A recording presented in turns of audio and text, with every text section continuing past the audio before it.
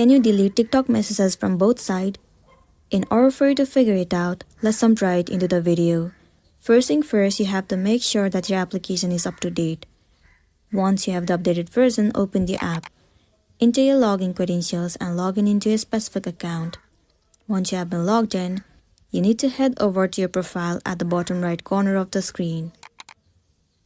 From here, move into the inbox of the person that you want to delete the message. Let's move into this person for now. Click on this three dot icon at the top right corner of the screen. You can see that there is no any delete button. So what you need to do is, you have to go back and tap and hold the inbox of the person and then click on delete. Once again, click on delete. The message has been deleted, but you should know that it will only be deleted from your side and not from her side. So if you want it to be both sides, then you have to request her to delete the message as well, or else it is not possible. So that's the end of the video. If this video really helped you, give it a like and check out our next tutorial. Thank you.